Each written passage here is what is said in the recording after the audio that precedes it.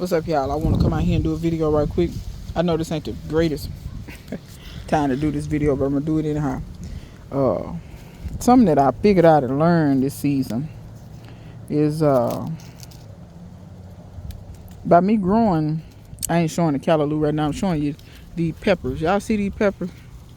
So the frost kind of damaged those leaves, but you see how it sprung. And I know the camera, I'm sorry, y'all, the light. Wait a minute.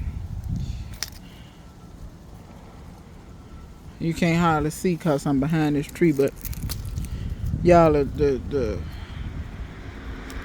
frost kind of damaged these leaves, and it's new growth at every one of these nodes. And it's something I thought about.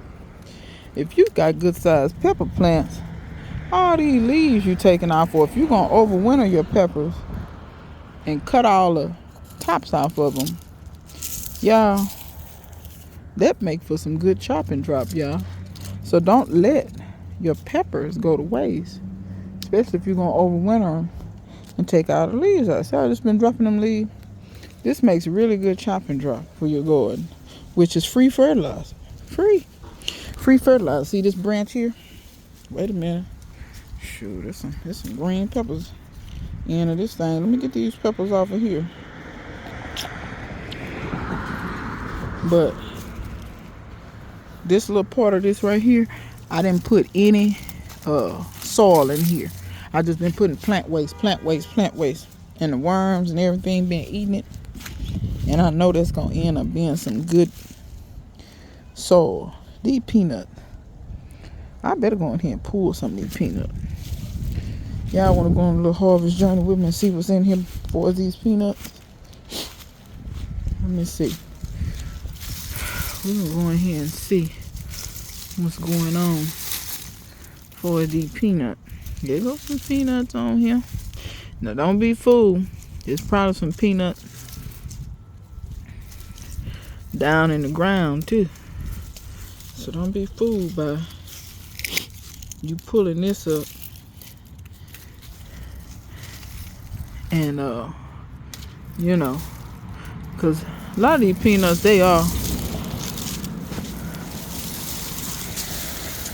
about dead. And like I said, I'm not gonna dig through the soil and try to get all the peanuts from in the ground. I just usually pull them up and then see all these places where the little, if y'all didn't know, but peanuts make a flower, and then the flower go down up under the soil and make the peanut. If you don't know nothing about peanuts, I would suggest that you know, the greatest scientist of the 20th century, George Washington Carver, was a huge proponent of the peanut for various reasons. He had lots of patents on the peanut, lots and lots of patents. But also spoke about how peanuts, as a nitrogen fixer, can enrich your soil. And also, these peanuts, they can be used as feed. Cows will eat those. Cows will eat the tops of those plants, y'all. Okay? I think goats and stuff will too, I'm pretty sure. I don't see enough people, in my opinion, growing the peanut. I think black people, especially, let me tell you something. Like I said, greatest scientists of the 20th century, as far as if you want to talk about botanists and things of that nature. Granted, the man was all around genius. It's a lot of his work a lot of people don't even know anything about. If you've never been to Tuskegee, where he worked, but is also buried on campus, please go visit Tuskegee, one of the premier black institutions, not only now, but has been for over a century. Please go to Tuskegee, and you can go see, not only go see the Oaks, go see Booker T. Washington's home. Booker T. Washington was the president of the school while George Washington Carver was there. Him and George Washington Carver actually used to get into arguments and things about certain things. Booker T. Washington wanted George Washington Carver to do things a certain way, but I think George Washington Carver was a lot like me. George Washington Carver didn't want to do a lot of speaking and lecturing. He really didn't even want to teach too much. He kind of wanted to be in the lab all the time, doing scientific work. That was his passion. That's what he preferred. He preferred to be left to himself, unto his own devices, so that he could work on his patents and work on things that he was figuring out. Booker T. Washington also was into rubber plants as well. If y'all don't know Henry Ford, and I know a lot of people like to have a lot of things to say about Henry Ford. Henry Ford was an anti-Semite, but I think through Henry Ford's acquaintanceship, or however you want to call it, with George Washington Carver, I think that's where he really started, because Henry Ford was not stupid. Making cars, he needed somebody that could really get the vulcanization of rubber down. If anybody doesn't know, rubber is a plant. George Washington Carver was doing work in that field. Unfortunately, they met very late in their lives. I can't remember who died first, but the work was not completed as far as really getting the vulcanization of rubber down pat in America. And I think thus is why, part of the reason why rubber plants are not something that's grown hugely in America, and instead it is grown more in India and places of that nature. So but that being said, like I was saying, you all,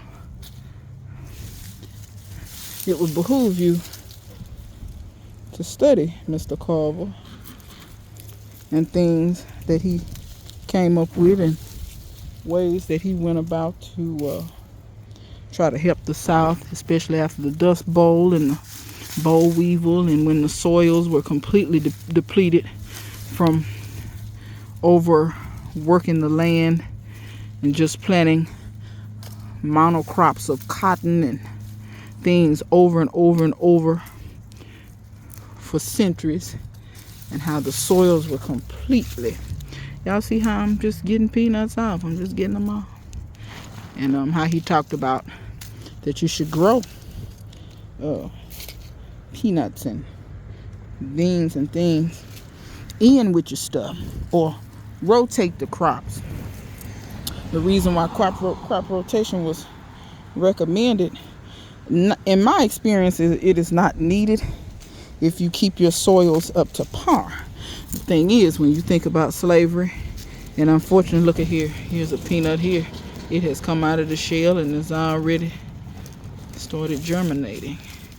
So we're gonna leave you down there. We're gonna see what you do. But once again, like I was saying, crop rotation was needed because of capitalistic greed. The soil was just overworked. Planting cotton over and over and over. It also did not help with the boll weevil population, which actually made it to where you're planting cotton, but the boll weevil eats up the flowers and everything. So for those that don't know, cotton is in the okra family. And I will be growing a heritage variety of cotton next year. I said I would never grow cotton. However, there is a brown variety of cotton. It is not white. It is a brown heirloom variety of cotton that, if I'm not mistaken, I have to do a little bit more research, but they told me a black woman created it. So, hey, I'm also going to grow that cotton too, because my great-grandmother probably did, but my granny, I know for a fact, sharecropped in her youth, and they chopped cotton and picked cotton. So, and my granny, although she said she did not like it, she said she was very good at it. So I want to try my hand at picking cotton, see how fast I can pick it. I'm not gonna grow no huge amount of cotton. I'm gonna grow a decent amount, and we're gonna see what I can do. But back to what I was saying. So I know y'all probably can't see real good. all these peanuts. Lots of peanuts. And to tell y'all the truth, I got these peanuts from the grocery store, just raw peanuts, not roasted peanut, raw peanuts. Got them from the grocery store, and popped them out of the shell, put them in the soil, and there you go.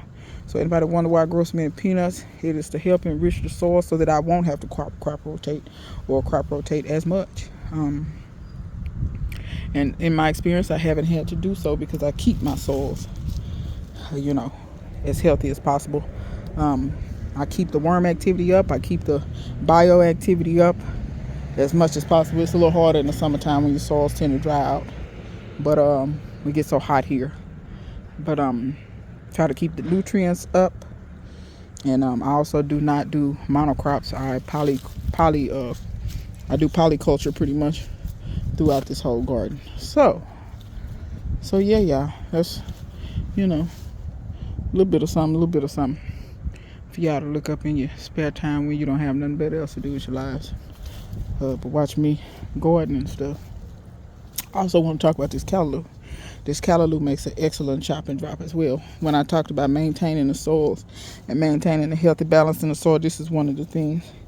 To me, I think chop and drop, and you can say what you want, but you can look at a lot of gardeners and you can tell the difference between the productivity and what they're growing. For instance, Dan is in Florida with absolutely some of the worst soils you can have, sandy soils. He does chop and drop. Tell me he's not productive. I would venture to say Dan probably harvests every day, year round. But he primarily does chop and drop. I don't hardly ever see Dan doing a lot of fertilizer and things of that nature. This callaloo, y'all, it grows so big and so tall, and I know the leaves are small now, but the leaves were much bigger before. Callaloo, if you're not gonna eat it, chop and drop it. It don't require really no fertilization to get this big. I fertilized this once, and I think I used some fish emulsion here and there, but I don't even think you really need that fully.